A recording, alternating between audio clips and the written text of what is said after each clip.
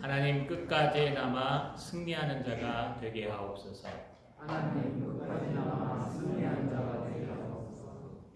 여러분, 우리 인생이 무엇인지 물으신다면 어떻게 대답하시겠습니까?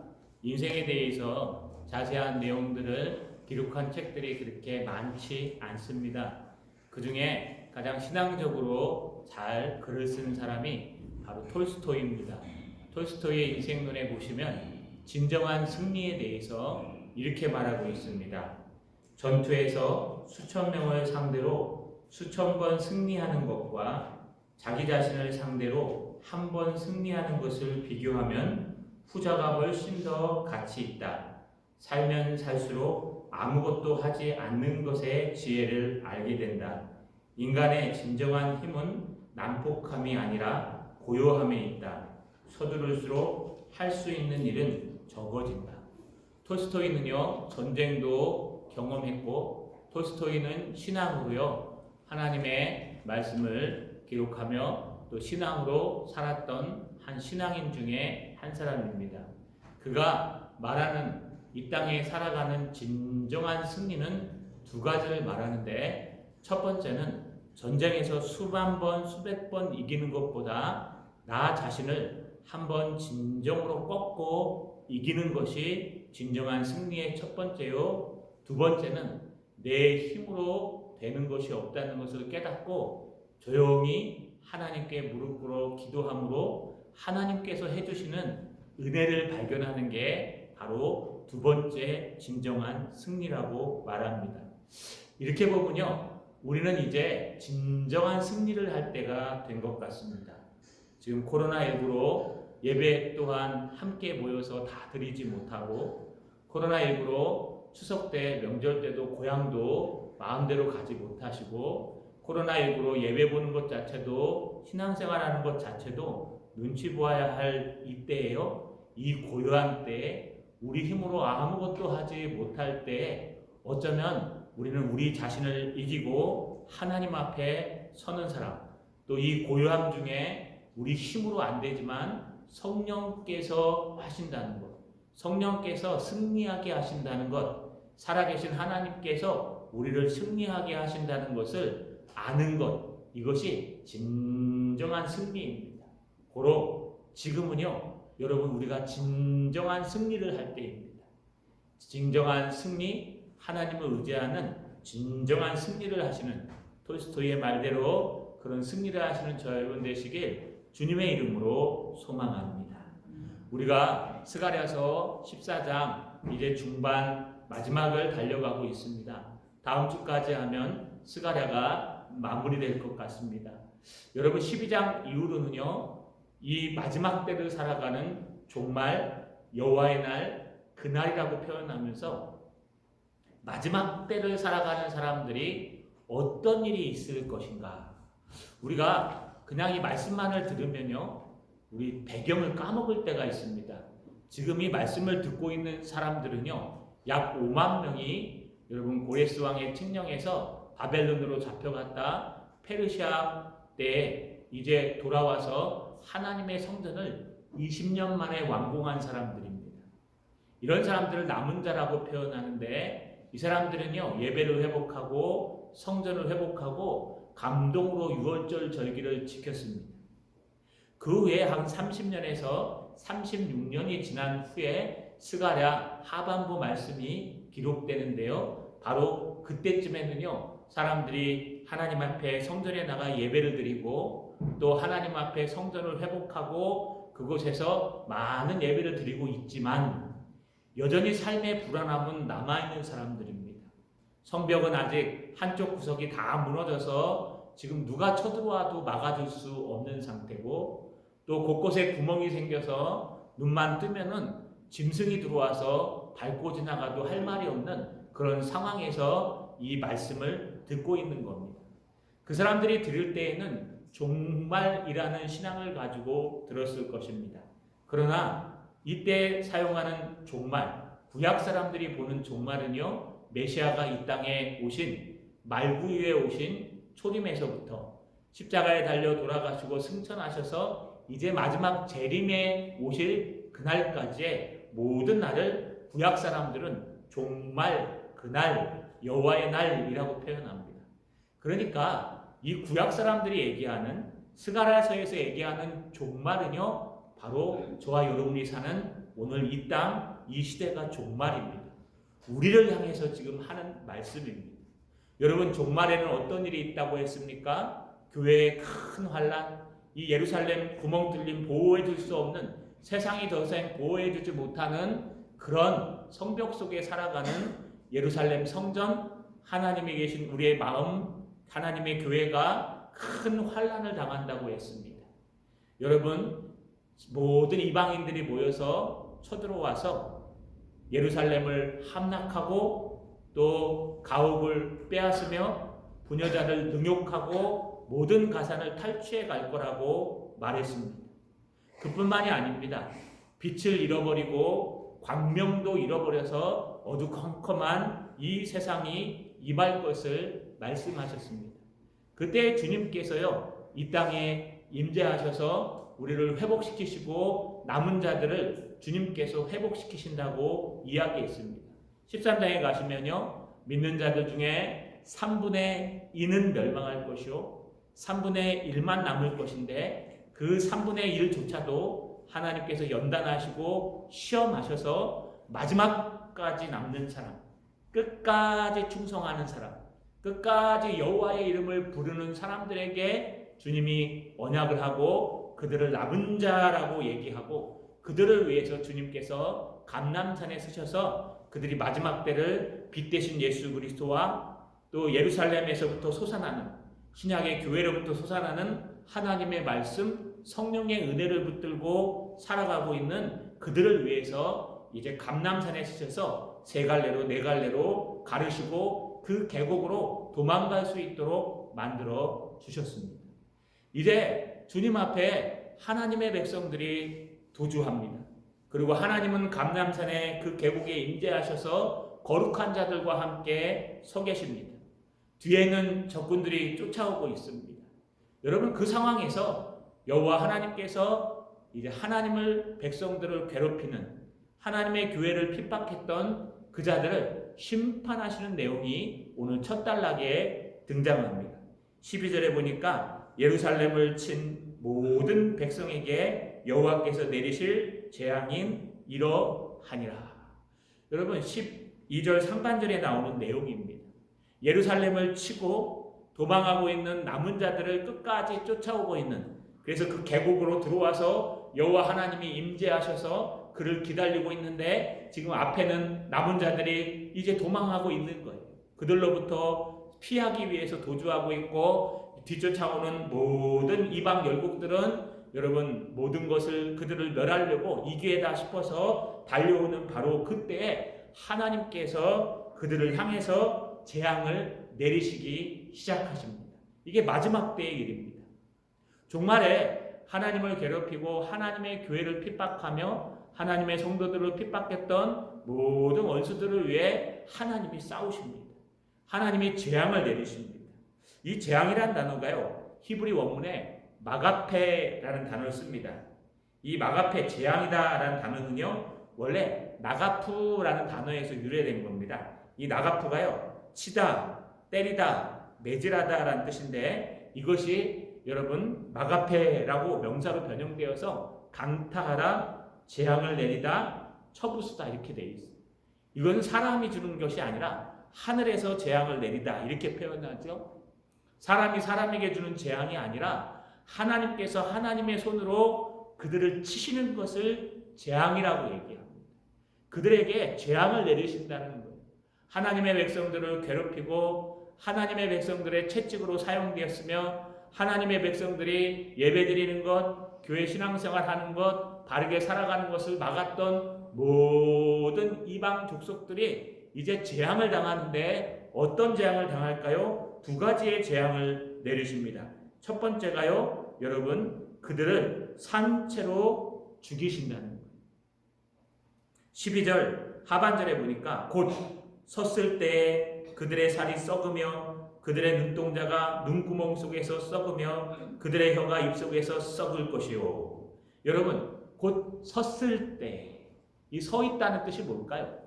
사람이 죽으면은요, 여러분 다 누워 버립니다. 그래서 히브리어에서 죽는다는 표현을요, 이렇게 자빠지다, 엎어지다, 엎드러지다 이렇게 표현합니다. 사람이 칼에 찔려 활에 맞아 죽으면 거의 대부분 엎어집니다.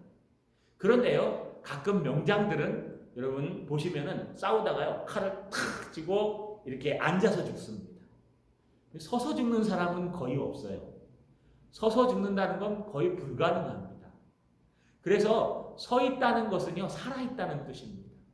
여기 서서 곧 섰을 때 그 쫓아오는 하나님의 백성들을 죽이려고 여러분 출애굽기에서 요단 홍해를 건널 때 뒤쫓아오던 애굽 군대들과 같이 하나님의 백성들을 죽이려고 하는 열국들, 이방 민족들이 지금 단합해서 하나님의 남은 백성들을 몰살하기에 쳐들어오고 있는데, 하나님이 그때 심판 골짜기에 서 있고 하나님의 남은 소수의 백성들이 하나님께로 달려서 도망오고 있고, 뒤쫓아오던 그 하나님을 괴롭히고 하나님의 백성들을 괴롭히던 그들을 섰을 때, 말을 타고 서 있을 때, 또 창을 들고 뛰어면서 서 있을 때 하나님이 그들을 어떻게 심판하시느냐, 어떻게 재앙을 내리시느냐, 그들에게 이렇게 내리십니다. 그들의 살이 썩으며, 그들의 눈동자가 눈구멍 속에서 썩으며, 그들의 혀가 입 속에서 썩을 것이요.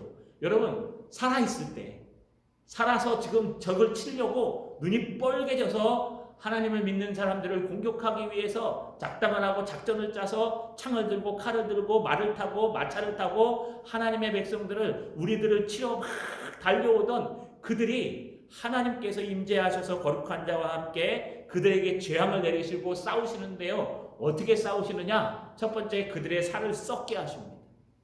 여러분, 살이 썩는다는 거 들어보셨습니까? 두 가지 썩는 게 있습니다. 하나는요, 동상 걸리시면 살이 썩어 들어갑니다. 퉁퉁 부어서요. 또 하나는 저도 당뇨가 있습니다. 당뇨가 걸린 사람들은요, 말초신경까지 이 혈액이 가지 않기 때문에 가장 먼저 다치는 곳이 이 발입니다. 그래서 발에 상처가 생기면 낫지가 않아요. 썩어 들어가요. 그래서 당뇨발이라 그래서 여러분, 당뇨발은요, 잘못 걸리면 잘라야 됩니다. 이렇게 사람이 살아있는데도 살이 썩어 들어갈 수 있어요. 왜 썩어 들어갈까요? 앞쪽 14장 1절에 보시면 그 입양 백성들, 쫓아오는 백성들이요, 하나님의 성전이 있는 성벽인 예루살렘에 쳐들어가서요, 여러분, 예루살렘을 함락하고 그들의 모든 가옥을 뺏으며 그들의 부녀자들을 능욕했다고 얘기합니다. 살을 부비며 능욕했던 그 살이 썩어 들어가는 거예요. 그들의 쾌락을 나타내는 그 살이 하나님께서 살아있는데 썩어 들어가게 만든다는 거예요. 또 두 번째는요, 그들의 눈 구멍 속에서 썩게 하시는 거예요. 여러분, 눈 구멍이 있다는 거 아십니까? 이렇게 눈이 겉에서 보기에는 요만한데요, 이 안에 들어가면 눈이 이만합니다. 예전에 고등학교 때요, 제가 한 40분을 고등학교 때 학교에 타고 갔는데요, 제 바로 앞차에서 일어난 일입니다. 저는 못 봤는데 그걸 본 친구들은요, 그날 밥을 못 먹었어요. 그 본 친구들이 얘기를 해주는데요, 고등학생들 좀 껄렁껄렁한 애들은 뒤에 타지 않습니까? 네, 버스 맨 뒤에 타갖고 탁 폼 잡고 있는데 이 166번이랑 8번이 있었습니다. 이게 회사가 달라요. 그래서 아침에 학생들을 많이 태우려고 서로 경쟁을 하다가 이 160번이 서 있는데 뒤로 와갖고 8번이 지금 추월하려고 딱 가는 순간 이 160번이 사람을 태우자마자 그 추월 안 당하려고 확 틀어서 나간 거예요. 나가니까 이 뒤에 있는 8번이 160번을 갖다 빵 받아버렸어요.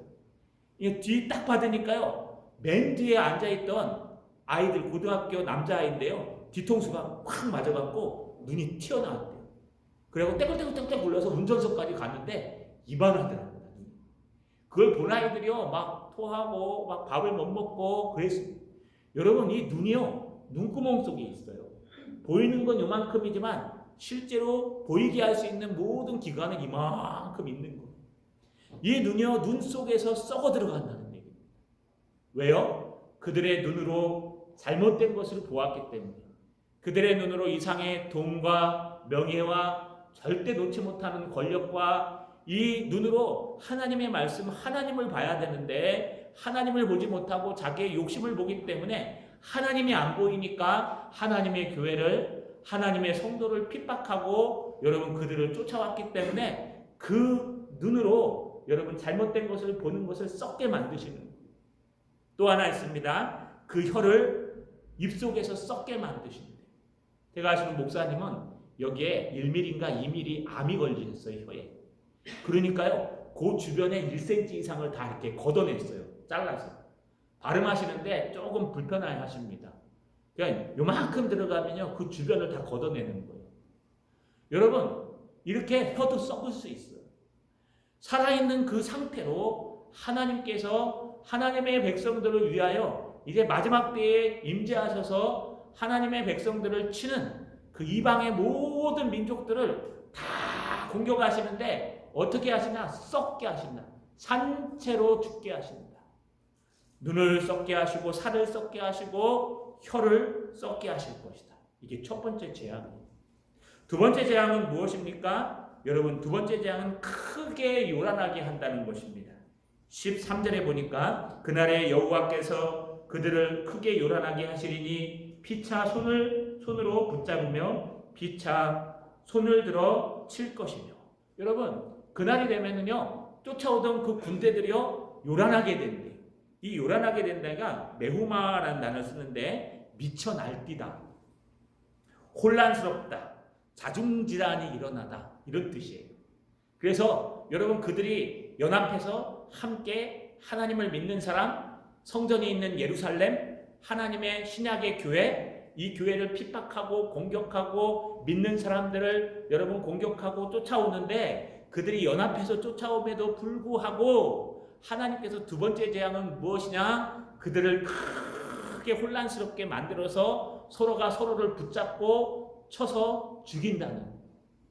싸울 때는 같은 마음을 가지고 싸우러 갔는데 여러분 싸우다 보니까 자중질환이 일어나서 서로가 서로를 치고 의심하고 서로가 서로를 죽인다는.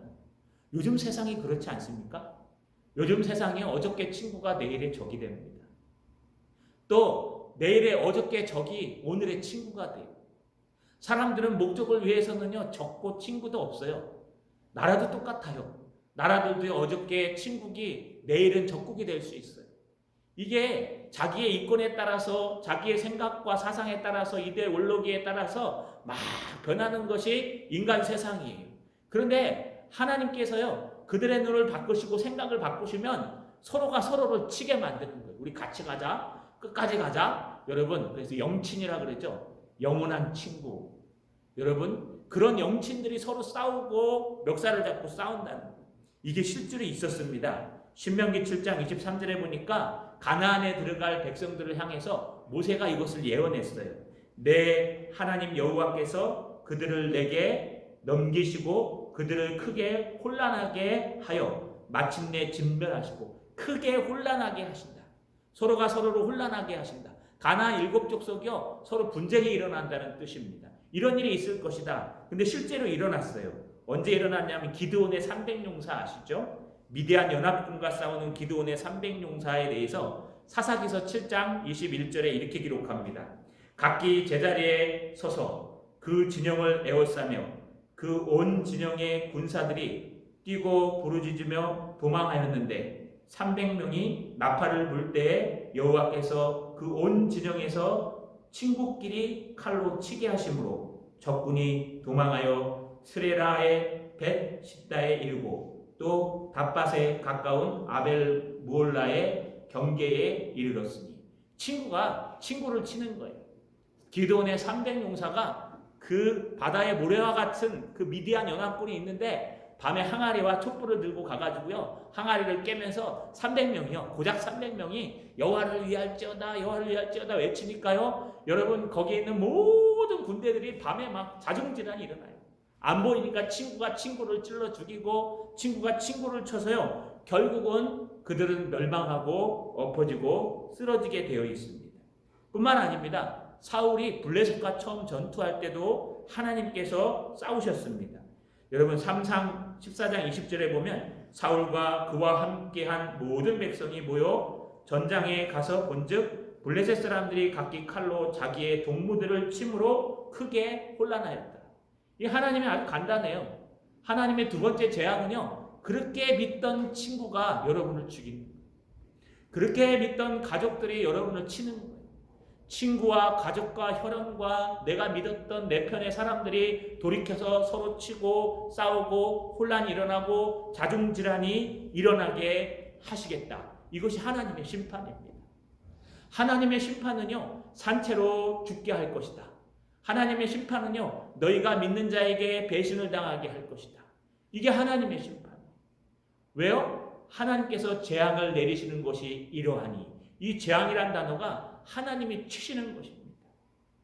그래서 어떻게 됩니까? 그의 모든 것까지 다 치시는데 15절을 먼저 읽어보시면 또 말과 노새와 낙타와 나귀와 그 진에 있는 모든 가축에게 미칠 재앙도 그 재앙과 같으리라. 여러분, 낙타, 말, 나귀, 노새, 가축, 이건 뭘 얘기하는 걸까요? 이건 내가 갖고 있는 재산들을 얘기하는 겁니다. 이 당시에는요, 전쟁이 끝나면 노획물들을 가졌는데, 여러분, 노획물들 중에 금, 은, 진주 이런 보화도 있었지만 또 뭐도 있었냐면요, 낙타, 말, 나귀 이런 것들도 있었어요. 시골에 가보시면요, 지금은 괜찮은데 옛날에는 소를 몇 마리 키우느냐, 또 그 집에 돼지가 몇 마리 있느냐가 그 집의 모든 가산을 얘기했어요. 지금은 통장에 많이 얼만큼 꽂혀 있느냐, 또 땅은 얼만큼 갖고 있느냐, 요즘 뭐 2주택자는 힘들겠지만 주택을 몇 채 갖고 있느냐가 중요하지만, 그 당시에는 땅은 하나님의 것이기 때문에 땅보다는요, 가축들이 부동산이었어요. 여러분, 옛날에는 소 한 마리 팔면은 학교, 대학교 하나 보낸다고 하지 않았습니까? 제가 어렸을 때 여러분, 소 한 마리가 200~300만 원이었는데 그때 월급이 한 10만 원이었어요. 15만 원인가. 지금이 한 10배 정도 되겠죠. 10배도 넘겠네요. 그러니까 한 4천만에서 5천만 원 정도 되는 거예요, 소가. 지금으로 얘기하면. 그러니까 4천만 원에서 5천만 원 되면 대학 등록금 되지 않겠습니까? 그래서 소 한 마리 팔면 대학 등록금 될 수 있고, 소 한 마리 더 팔면 딸 시집 보낼 수 있고 아들 장가 보낼 수 있다고 그랬어요. 그런데 지금은 소값이 엉망으로 돼서 그런 것이 없습니다. 이렇게 가축은요, 그 사람의 무슨 부동산과 같이 재산을 얘기하는데, 하나님이 치실 때 그의 산채로 매장하시며 또 그들이 자중질환이 일어나서 서로 치게 하시며, 그래서 다 죽어서요, 그들의 가축까지도 싹 다, 살아있는 것은 다 죽이십니다. 가축까지도 다 증발해버리고 다 죽게 되는 것입니다.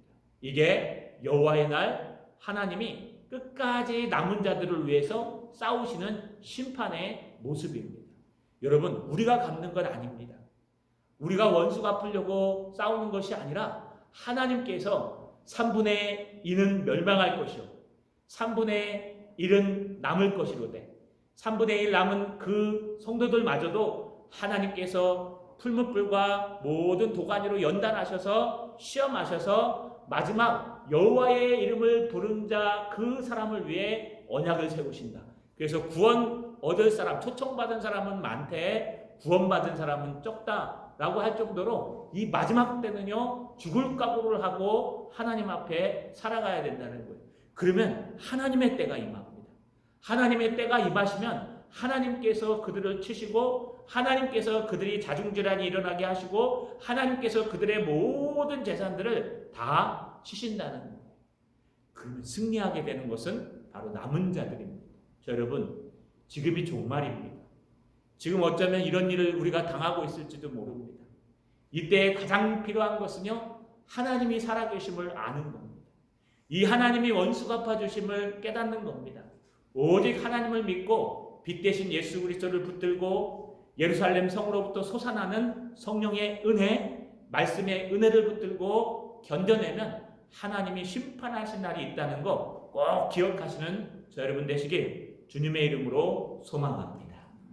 뿐만 아닙니다. 그러면 남은 자들은 어떻게 될까요? 그거에 대해서 이제 2절에 의해서 얘기합니다. 14절에 보니까 유다도 예루살렘에서 싸우리니 이때 사방에 있는 이방 나라들의 보화 곧 은, 금과 의복이 심히 많이 모아질 것이요. 여러분, 지금 상황을 한번 계산해 보십시오. 하나님께서 감람산에 쓰셔서 임재 거룩한 자와 함께 임재하셔서 지금 사방으로 감람산이 갈라졌어요.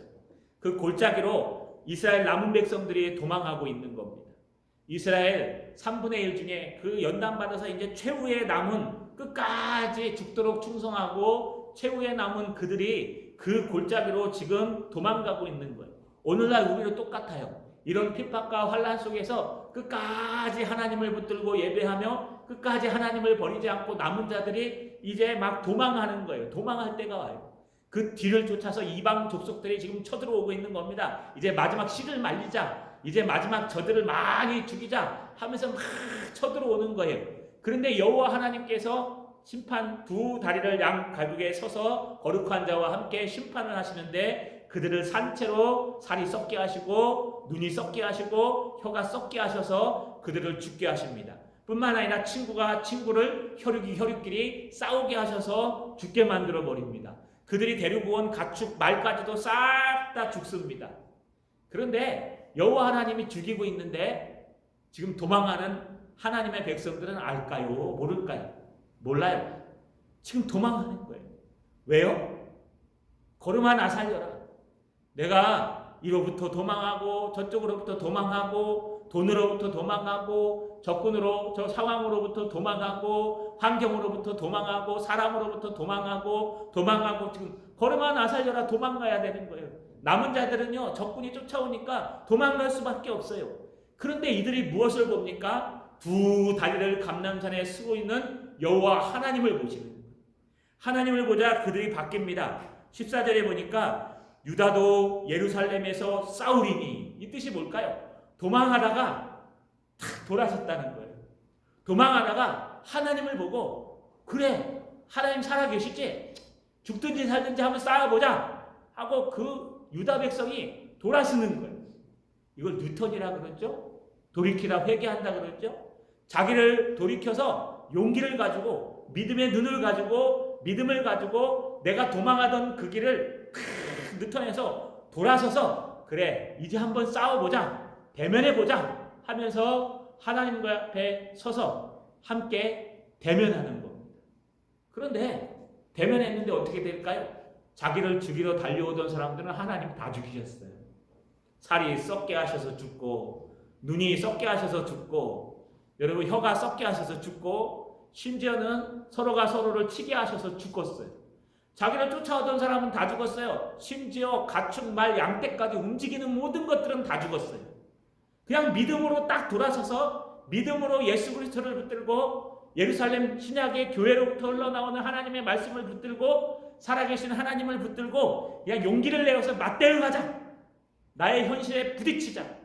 돈이 문제야. 돈에 대해서 부딪히자. 도망만 가지 말고. 그래 현실에 건강이 문제야. 건강을 하나님 앞에 맡기고 부딪혀보자. 그래 내 삶에 사람이 문제야. 사람을 놓고 하나님 앞에 부딪혀보자 하면서요 딱 돌이켜서 하나님 앞에 딱 믿음을 가지고 부딪히니까 이미 하나님이 다 끝내버리셨어요. 뭐만 남았어요? 그들이 갖고 있던 금과 은과 의복들만 남았어요. 얼마나 남았을까요? 심히 많이 모여질 것이라. 그들이 갖고 있던 모든 금과 은과 진주와 금은보화가 그냥 쏟아져 있는 거예요. 믿음으로 딱 돌이켰는데 한번 싸워버리라고 딱 돌이켰는데 하나님이 벌써 다 싸워갖고 끝내버렸어요. 우리는 뭐만 하면 돼요? 가서 하나님이 준비하신 그 보화만 준비하면 되는 겁니다.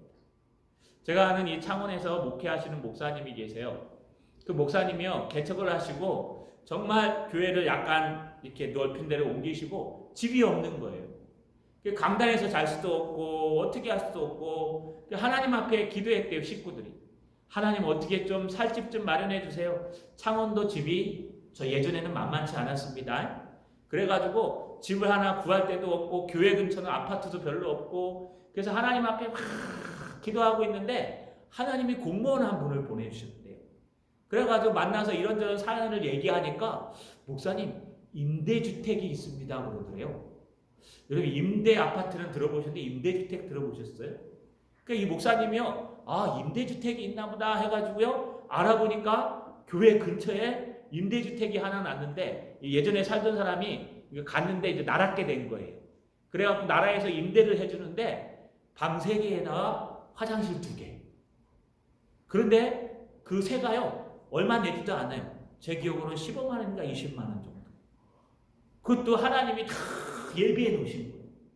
얼마나 감사하면서 목사님 제가 부자 같죠? 아니에요. 저 임대주택에 살아요. 그러면서 그 집에 살고 있는 거예요. 여러분 우리가 어려워하고 힘들어하고 도주하는 그 모든 문제를 돌이십시오. 돌이켜서 하나님 앞에 맞닥뜨리십시오.